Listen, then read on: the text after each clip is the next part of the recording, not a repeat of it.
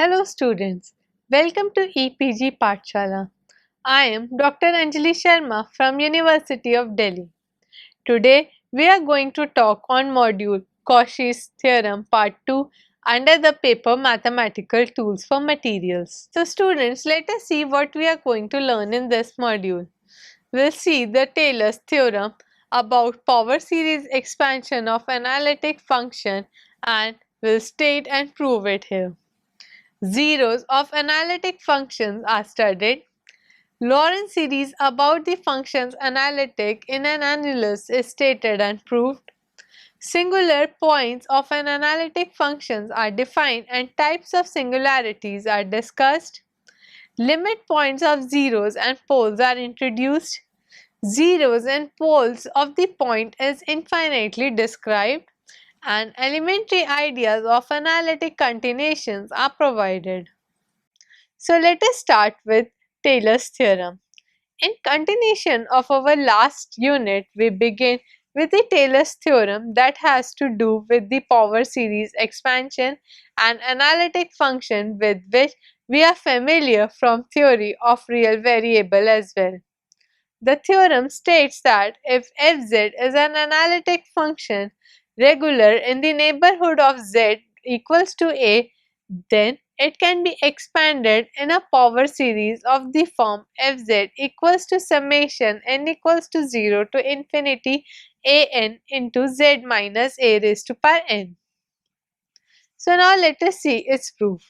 Since fz is a regular in the neighborhood of z equals to a, there exists a positive number r such that fz is regular when mod z is less than r. So let R1 be less than R and let R2 is equals to R plus R1 divided by 2. Then 0 is less than R1, which is less than R2 and which is less than R. If Fz is regular within and on the circle C, then mod Z minus A is less than R2. So let A plus H be any point within and on the circle where mod Z minus A is less than R1. So we apply Cauchy's integral formula. F of A plus H is equals to 1 divided by 2 pi I integral along C Fz divided by Z minus A minus H whole into dz, which is further equals to 1 divided by 2 pi I integral along C Fz bracket 1 divided by Z minus A plus H divided by Z minus A whole square plus H square divided by Z minus A whole cube and so on. So the generalized term H raised to power I plus 1 divided by Z minus A raised to power I plus 1 into Z minus A minus H bracket close into dz equals to f of a plus summation from j equals to 1 to n f j of a h raised to power j divided by j factorial plus a n, where a n is equals to 1 divided by 2 pi I into integral along c f z into h raised to power n plus 1 divided by z minus a raised to power n plus 1 into z minus a minus h into dz. Since mod of fz is continuous on the circle C, there exists a number n such that mod of fz is less than n on C. Moreover, when mod of z minus a is equals to R2 by triangular inequality, mod of z minus a minus h should be greater than equals to mod of z minus a minus mod of h, which is further greater than equals to R2 minus R1. So on using the theorem on the absolute value of a complex integral, mod of an is less than equals to n into mod h divided by R2 minus R1 into mod h divided by R2 whole raised to power n. Since mod h is less than R1 less than R2, ai tends to 0 as n tends to infinity. Hence, f of a plus h is equals to f of a plus summation from j equals to 1 to infinity fj of a into h raised to power j divided by j factorial, which implies that fz is equals to fa plus summation n equals to 1 to infinity f raised to power n of a into z minus a raised to power n divided by n factorial. The Taylor series converges uniformly within its radius of convergence. So now let us see one example. So we have given the Taylor series expansion of function cos square z at z equals to pi. So then let w equals to z minus pi, which tends to cos square z is equals to cos square w plus pi, which is equals to cos square w, which is again equals to e raised to power I w plus e raised to power minus I w divided by 2 whole square is equals to e raised to power 2 I w plus e raised to power minus 2 I w plus 2 divided by 4, which is equals to 1 divided by 4 summation from n equals to 0 to infinity 2I whole raised to power n w raised to power n divided by n factorial plus 1 divided by 4 summation n equals to 0 to infinity minus 2I whole raised to power n w raised to power n divided by n factorial plus 1 divided by 2, which is equals to 1 plus summation n equals to 1 to infinity minus 1 raised to power n 2 raised to power 2n minus 1 z minus pi raised to power 2n divided by 2n factorial. Now let us see zeros of an analytic function. If fz is an analytic function which is 0 at z equals to a, is regular in a certain neighborhood of a, then mod of z minus a is less than r, then a is said to be 0 of fz. By Taylor's theorem, we can expand fz in a power series, that is fz is equals to summation n equals to 1 to infinity a n z minus a raised to power n equals to summation n equals to 1 to infinity a n into z minus a raised to power n, since fa is equals to 0. If am is the first non-zero coefficient in the expansion, we can say that the point A is a 0 of order m. In that case, fz is equals to summation n equals to m to infinity a n into z minus a raised to power n equals to z minus a raised to power m into summation p equals to 0 to infinity a m plus p into z minus a raised to power p equals to z minus a raised to power m gz. The function gz is regular for mod of z minus a less than r and does not vanish at z equals to a. So let g of a is equals to c. We will now show that the 0 of fz are isolated. Since gz is continuous, there is a reason that mod of z minus a should be less than delta, in which mod of gz minus ga is less than mod of c by 2. Hence, by triangle inequality, mod of gz is greater than equals to mod of ga minus mod of gz minus ga, which is greater than mod of c by 2, where mod of z minus a is less than delta. Therefore, gz does not vanish there. Since fz is equals to z minus a raised to power m gz, it follows that only point at which fz vanishes within mod of z minus a is less than delta is the given 0 at z equals to a. Hence, zeros of fz are isolated. If fz is an analytic function in domain D and if a1, a2 up to an is a sequence of zeros of fz which have a limit point A interior to D, fa must itself be 0. But the zeros of fz are isolated. So there is a contradiction which implies that fz is identically 0. Lorentz series.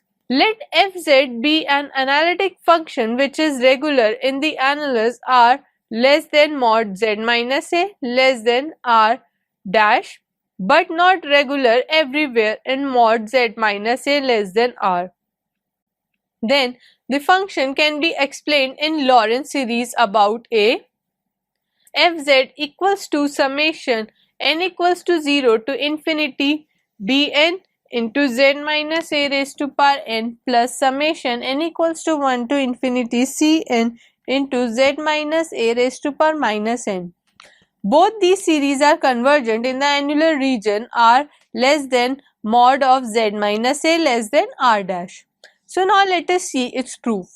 Let r1, r dash, r2, r dash be such that r is less than r1, less than r1 dash, less than r dash, r2 is equals to r1 plus r divided by 2 and r2 dash is equals to r dash plus r1 dash divided by 2.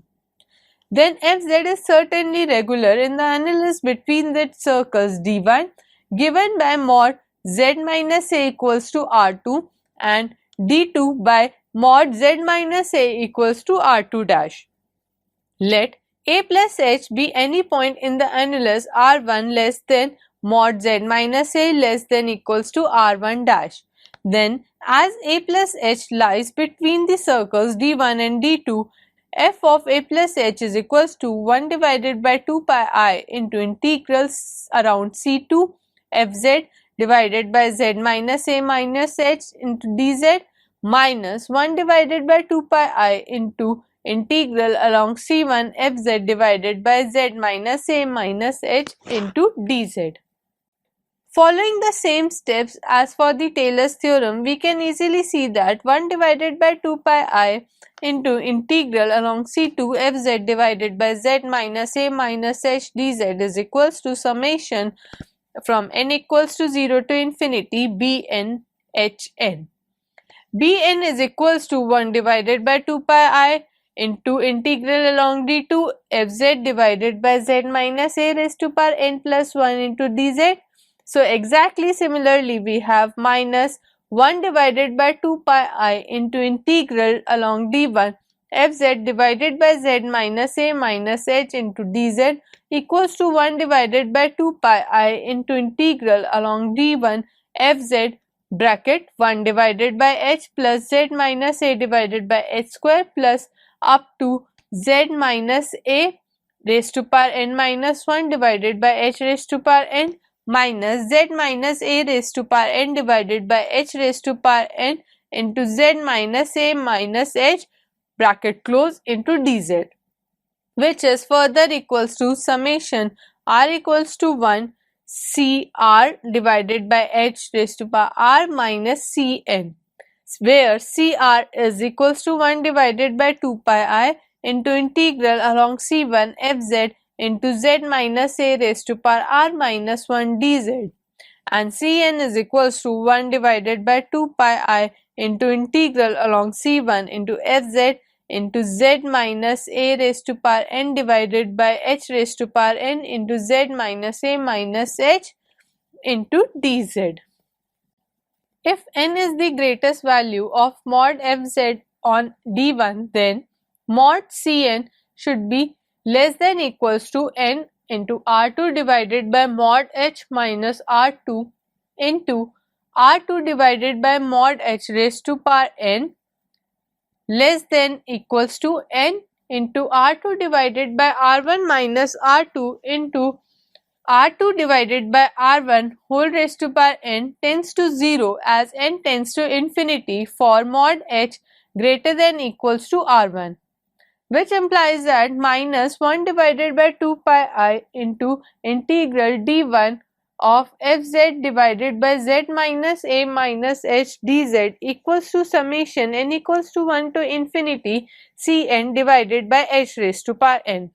Thus provided r1 less than equals to h less than equals to r1 dash, we have f of a plus h equals to summation n equals to 0 to infinity bn h raised to power n plus summation n equals to 1 to infinity cn divided by h raised to power n.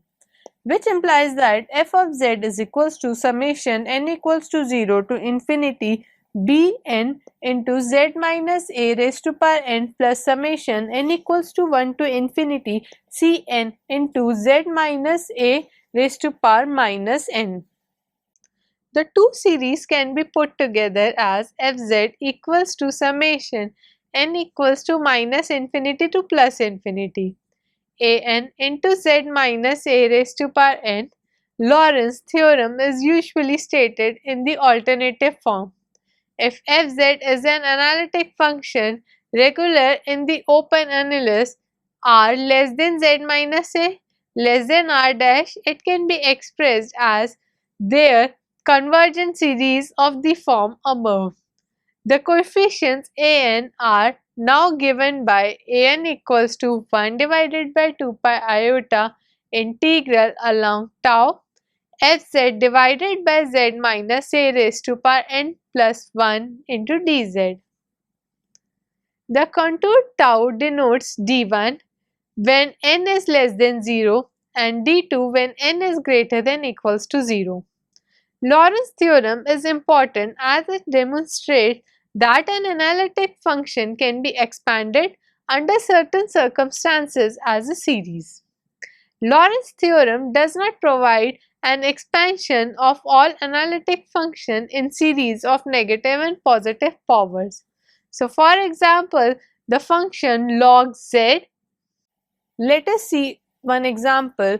Lorentz series expansion of fz is equals to 1 divided by z into z minus 1 about z equals to 0. The function is analytic for 0 less than mod z less than 1. The result thus can be obtained by making factors 1 divided by z into z minus 1 equals to minus 1 divided by z minus 1 divided by 1 minus z equals to minus 1 divided by z minus summation n equals to 0 to infinity of z raised to power n. This series is valid for mod z less than 1. We can also make an expansion for the region where mod z is greater than 1 and 1 divided by z into z minus 1 equals to minus 1 divided by z plus 1 divided by z minus 1 equals to minus 1 divided by z plus 1 divided by z into 1 divided by 1 minus 1 by z equals to minus 1 divided by z plus 1 divided by z into summation n equals to 0 to infinity of z raised to power minus n equals to summation n equals to 2 to infinity z raised to power minus n. Now let us see another example. Lorentz series expansion of fz equals to cos h of z plus 1 by z. Cos h is an entire function of its argument, hence the only singularity of cos h z plus 1 by z is the origin. Hence, cos h of z plus 1 divided by z is equals to summation n equals to minus infinity to plus infinity a n z raised to power n, where a n is equals to 1 divided by 2 pi I or into integral along tau of cos h into z plus 1 divided by z raised to power n plus 1 dz. For contour tau, choose the circle mod z is equals to 1. Then an is equals to 1 divided by 2 pi into integral from 0 to 2 pi cos h of e raised to power iota theta plus e raised to power minus iota theta divided by e raised to power n iota theta whole into d theta, which is further equals to 1 divided by 2 pi into integral 0 to 2 pi cos h into 2 cos theta cos n theta d theta minus iota by 2 pi into integral 0 to 2 pi cos h 2 cos theta into sin n theta d theta. In the second integral, put theta is equals to 2 pi minus phi. The result is 0, hence cos h of z plus 1 divided by z is equals to a naught plus summation n equals to 1 to infinity a n into z raised to power n plus z raised to power minus n. an is equals to a minus n equals to 1 divided by 2 pi into integral 0 to 2 pi cos h of 2 cos theta into cos n theta d theta. Now what are the types of singularities? A point z equals to a is called a singular point or singularity of fz if f is not analytic at z equals to a, but everywhere neighborhood of a contains at least one point where the function is analytic. So for example, if z equals to 1 divided by z minus a is not analytic at z equals to a, but is analytic at all other z. Hence, a is a singular point of 1 divided by z minus a. So log z is analytic at all points except the origin and the negative real axis. Hence, all these points are singular points of log z. Isolated singularity. A point z equals to a is called an isolated singularity of fz if there exists a neighborhood of a which contains no other singularity of fz. The singularity of fz equals to 1 divided by z minus a at z equals to a is an isolated singularity. So the singularities of log z along the negative real axis are not isolated. In the case of an isolated singularity, there exists an annulus R1 less than mod z minus a less than R2 in which fz is regular and can be represented by a Lorentz series. Fz is equals to summation n equals to 0 to infinity bn into z minus a raised to power n plus summation n equals to 1 to infinity cn into z minus a raised to power minus n. The expansion is actually valid for 0 less than mod z minus a less than R2. The series summation n equals to 1 to infinity cn into z minus a raised to power minus n is called the principal part of fz at the singular point. Now let us see the removable singularity, poles and essential singularity. If Cn equals to 0, where n takes the value of integer, the singularity is said to be a removable singularity. The singularity can be removed by suitable redefining f of a. Since all zeros are the Lorentz expansion of the function as fz equals to summation n equals to 0 to infinity bn into z minus a raised to power n. If we use this series to define f of a equals to c naught, then f of z becomes an analytic function n 0 less than equals to mod z minus a less than R2 and the singularity is removed. Now let us see one example. Sin z divided by z is equals to 1 divided by z into z minus z cube whole divided by 3 factorial plus so on is undefined at z equals to 0. If we define f of 0 is equals to 1, the singularity is removed. If the principal part of fz is a terminating series, the singularity is said to be a pole.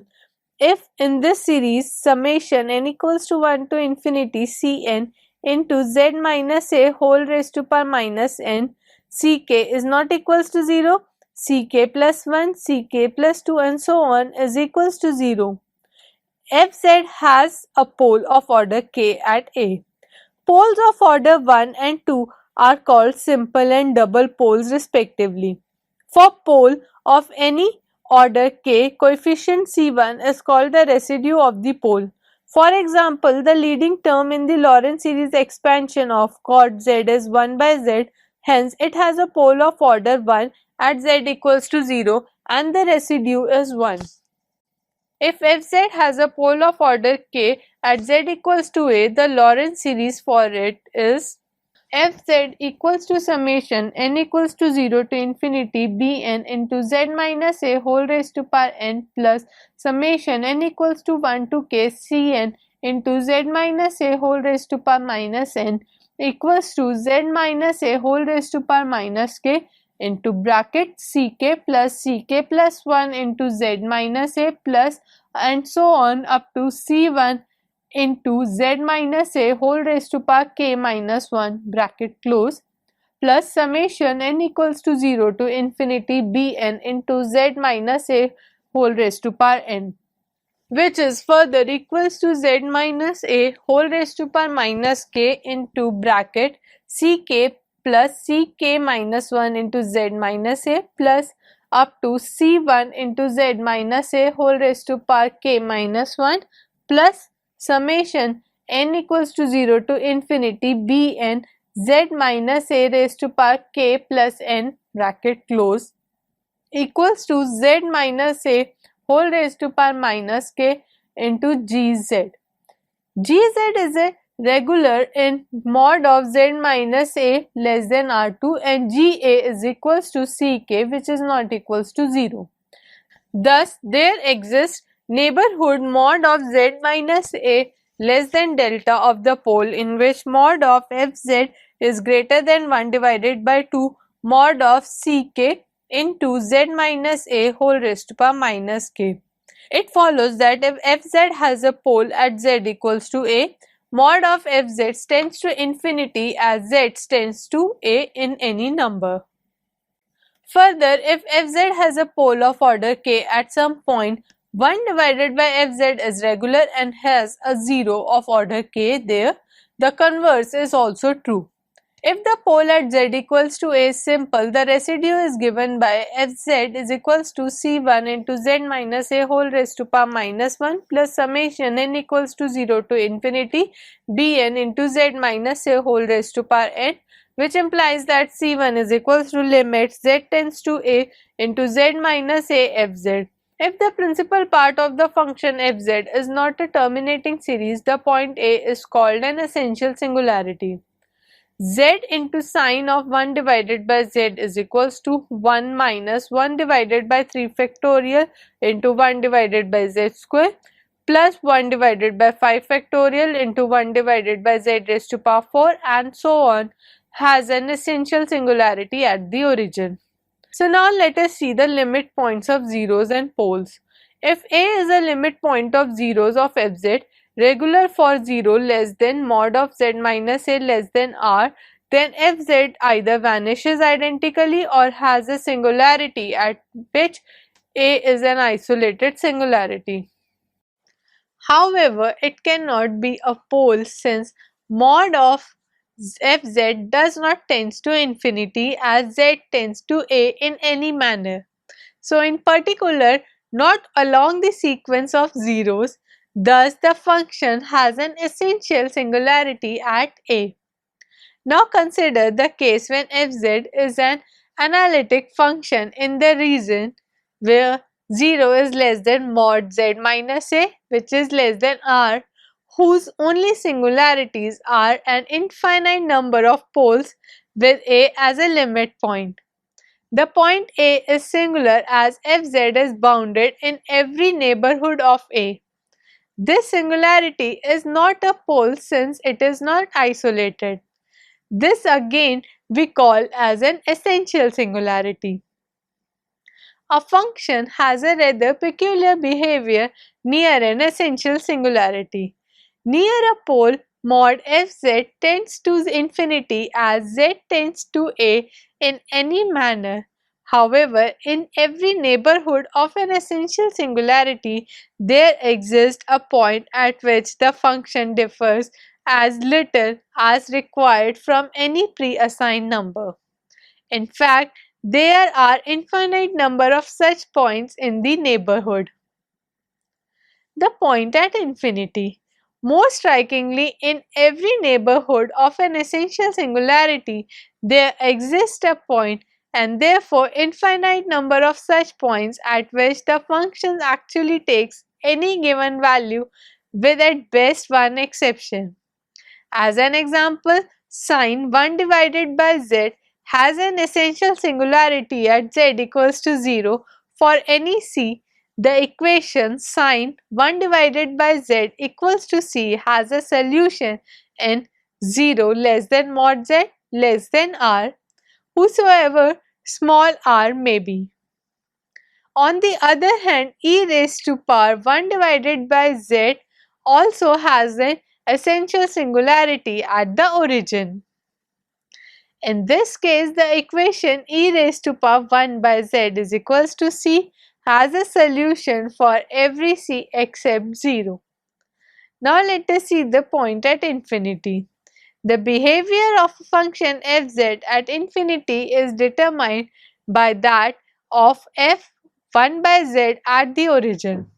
Accordingly, we say that the function fz has a pole of order k, a 0 of order m, or an essential singularity at infinity if the function f of 1 by z has these features at the origin, respectively.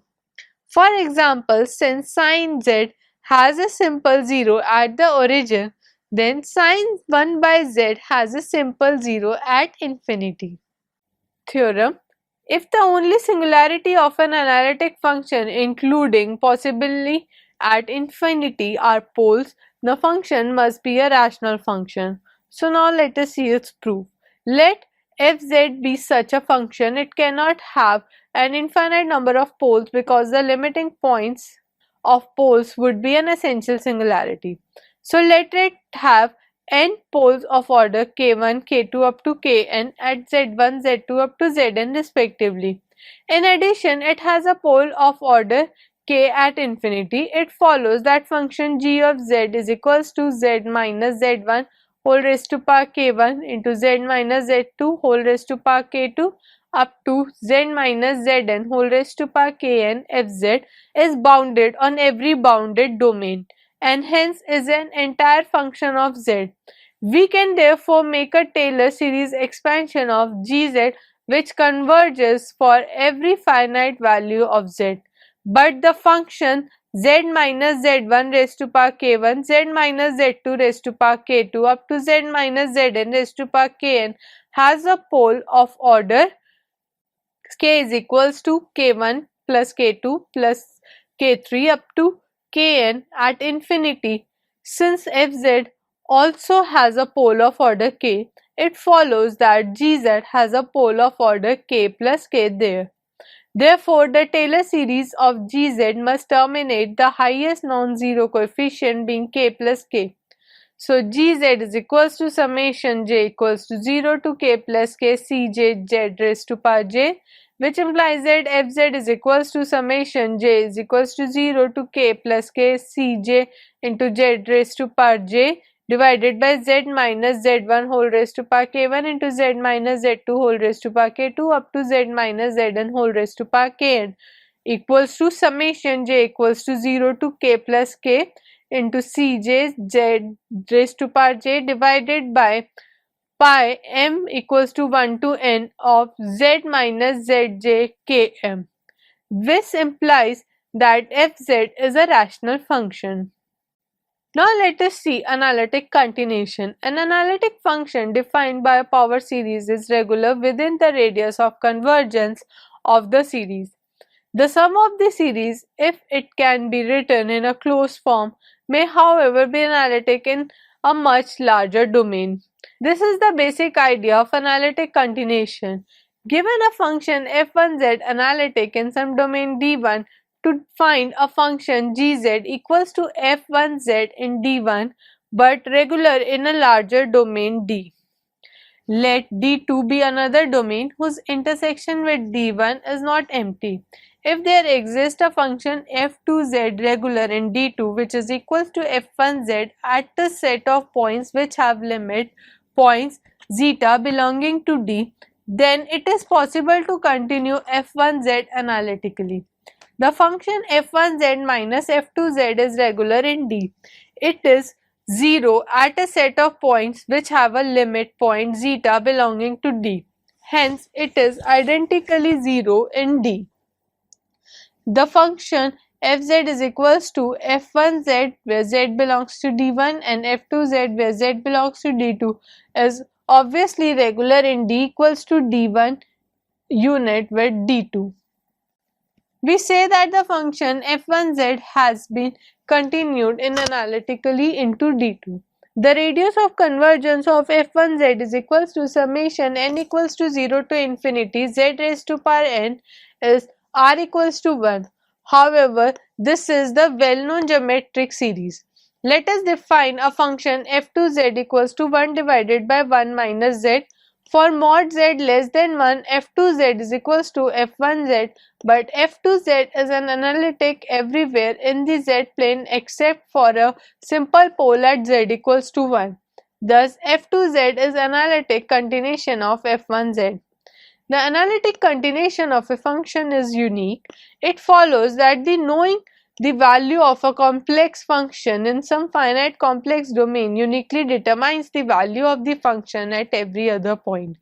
The process of analytic continuation may be continued further from f1 to f2 to f3 and so on. By means of analytic continuation, starting from a representation of a function by any one power series, the representation by any number of other power series can be found. Together, these define the value of function at all points of the domain. Now students, let us see the general definition of an analytic function. Let us make all possible analytic continuation of a given function outside the original domain of analyticity and then all possible continuations of these in every possible way. The complete function is defined as the original and all these continuations are so obtained. This complete analytic function may turn out to be a many-valued function. If the function fz is not an entire function, there will be a certain points which do not belong to any of the domains to which the function has been analytically continued. These exceptional points are the singularities of the complete function. Another interesting possibility in this process is that we may reach a boundary beyond which it may be impossible to continue the function in any manner. Such a closed curve is called natural boundary of the complete analytic function. Analytic continuation by power series. Let a function fz be defined initially by a power series of the form fz equals to summation n equals to 0 to infinity cn into z minus a naught whole raised to power n. Let its circles of convergence be tau naught. To carry out analytic continuation of fz, we take some point a1 interior to tau naught. Calculate the function and all its derivative at that point by successive differentiation of the power series to form summation n equals to 0 to infinity fn a1 divided by n factorial into z minus a1 whole raised to power n. Let tau 1 be its circle of convergence. By Taylor's theorem, this new power series is certainly convergent within tau naught, where its sum equals to fz. There are three possibilities to be considered. First, the circle of convergence may have points outside tau naught. In that case, tau 1 lies partially outside tau naught and the new power series provides an analytic continuation of fz outside tau naught. We can now take a point with tau 1 but outside tau naught and repeat the process. Tau naught is the natural boundary of the function fz. In that case, we cannot make analytic continuation of fz beyond tau naught. The circle tau 1 must therefore touch tau naught internally whatever point a1 is chosen within tau naught. Though tau naught is not the natural boundary of fz, tau 1 touches internally. In this case, the possibility of analytic continuation exists by starting with some other point. Now let us see one example. Let us find the analytic continuation of the series fz equals to summation n equals to 0 to infinity z raised to power n equals to 1 plus z square up to so on.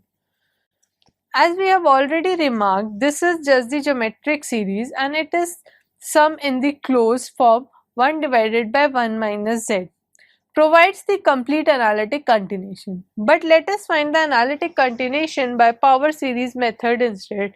Tau naught in this case is the circle where mod z is equals to 1.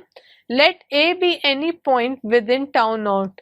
On determining the function and its derivatives at a from the above series, we find that power series expansion about a is summation n equals to 0 to infinity z minus a whole raised to power n divided by 1 minus a whole raised to power n plus 1. The circle of convergence tau 1 of this power series is mod z minus a equals to mod 1 minus a. If 0 is less than a less than 1, tau 1 touches tau naught at z equals to 1, which is therefore a singularity of the function. This is of course true since we know that the sum is 1 divided by 1 minus z.